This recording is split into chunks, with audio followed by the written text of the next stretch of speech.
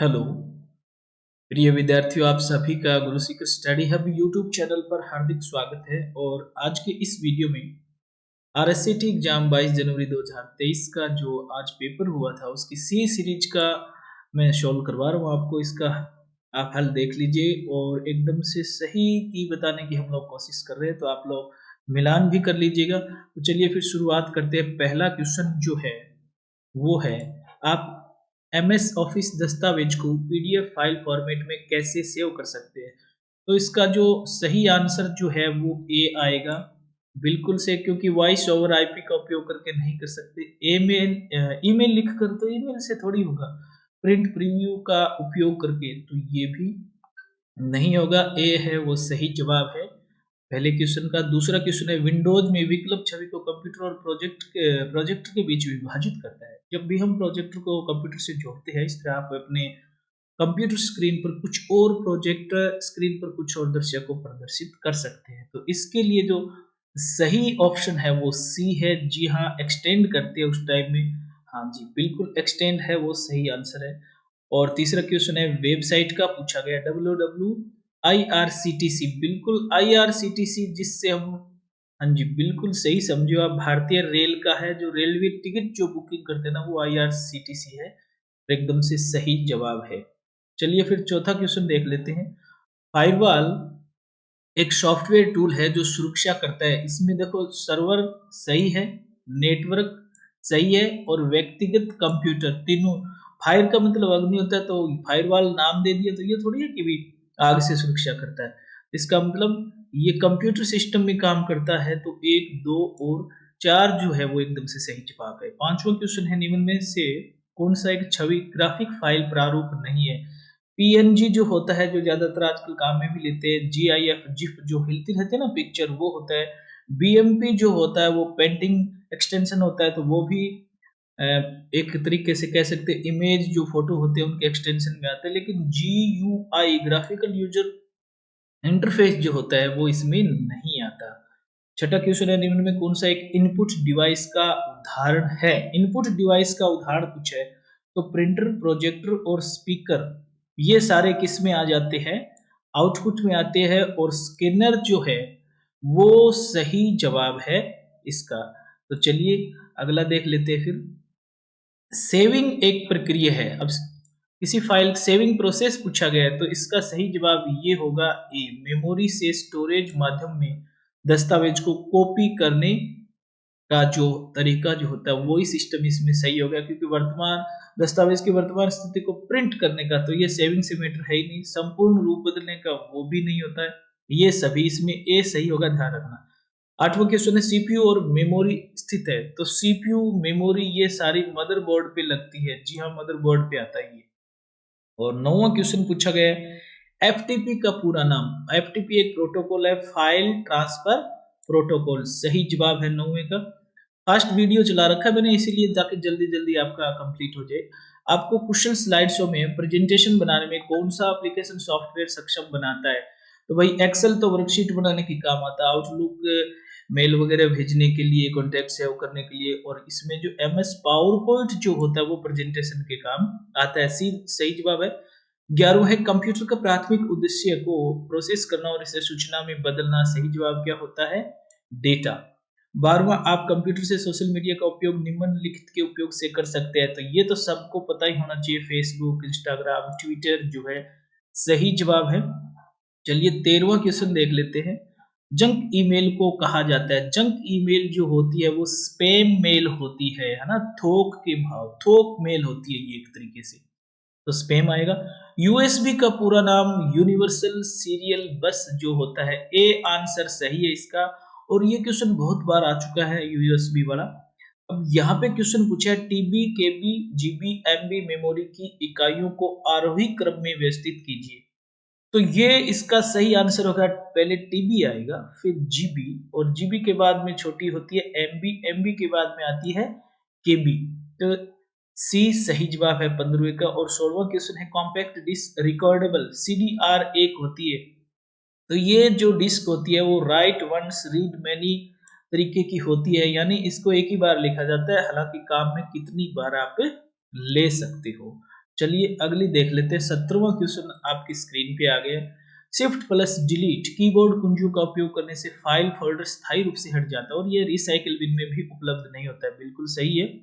Window 10 में प्रत्येक उपयोगकर्ता के लिए अलग अलग उपयोगकर्ता खाते अद्वितीय सेटिंग और वरीयताओं जैसे कि डेस्कटॉप, पृष्ठभूमि जो बैकग्राउंड है, स्क्रीन शेयर की अनुमति भी देते हैं। तो ये दोनों ही क्वेश्चन सही है, बिल्कुल दोनों क्वेश्चन सही है। डी आंसर 17वें का सही है।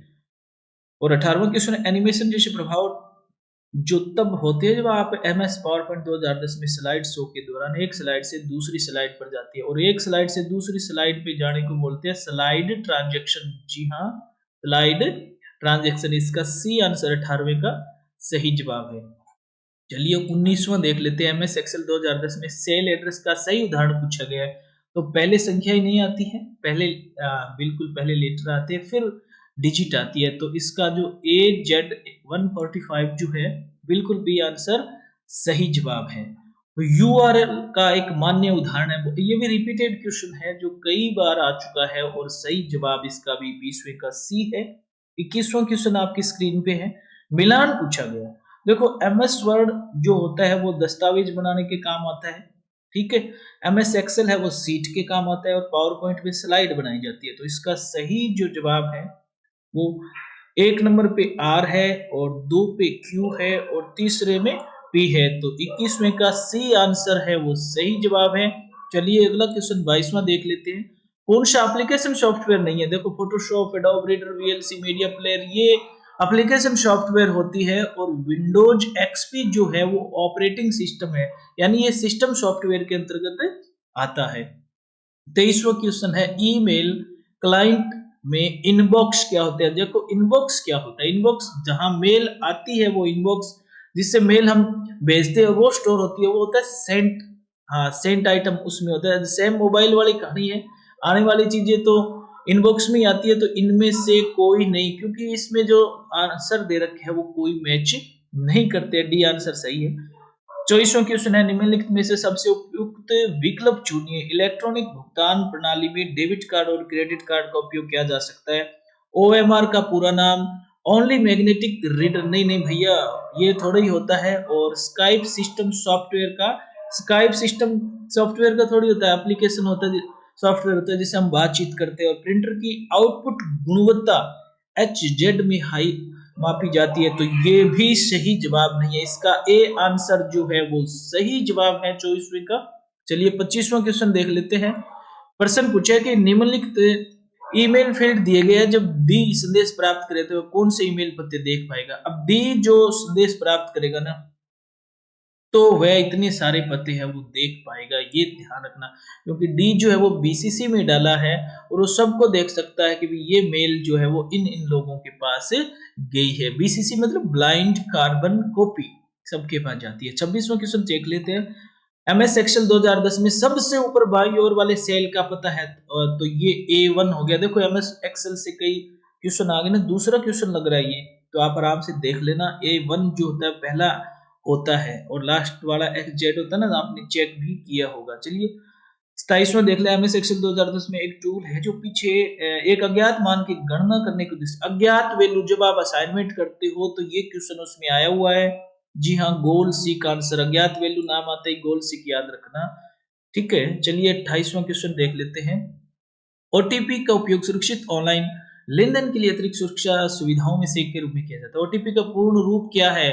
One time password. बहुत बार ये क्वेश्चन आ जाता है और ज्यादातर लोग काम में भी लेते हैं, तो सही जवाब इसका यही है। फिर पूछा है कि MS वर्ड, 29वां क्वेश्चन है। MS वर्ड 2010 में Ctrl+X और Ctrl+C बटन दबाने में क्या अंतर है? तो भैया Ctrl+X जो होता है वो कट करने के काम आता है और Ctrl+C जो है वो कॉपी करने के काम में आती है। सही जवाब जो है इसका C जो है ये सही जवाब, सॉरी हाँ, B जो है वो सही जवाब है। टेक्स्ट को कट करना यानी Ctrl+X और कॉपी करना Ctrl+C। बिल्कुल 29 क्वेश्चन हो चुके हैं आपके।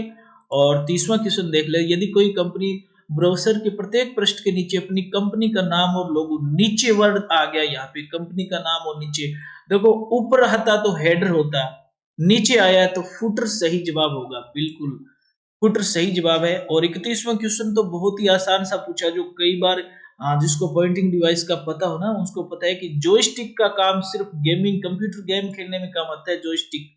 करेक्ट आंसर है। और 32वां क्वेश्चन पूछा है, एमएस पावर पॉइंट 2010 में जूम पूछी गई है। तो देखो इसकी जो अधिकतम जूम जो होती है वो 400% होती है, और ये भी कई बार क्वेश्चन आ चुका है।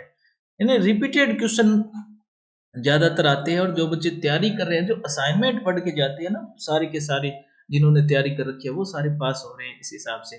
33वां क्वेश्चन है, कंप्यूटर का विशाल नेटवर्क जो दुनिया भर में लाखों कंप्यूटरों को, लाखों लोगों को जोड़ता है, तो सीधी सीधी बात है, ये तो क्या होता है, इंटरनेट के माध्यम से हम एक दूसरे के साथ जुड़ते हैं।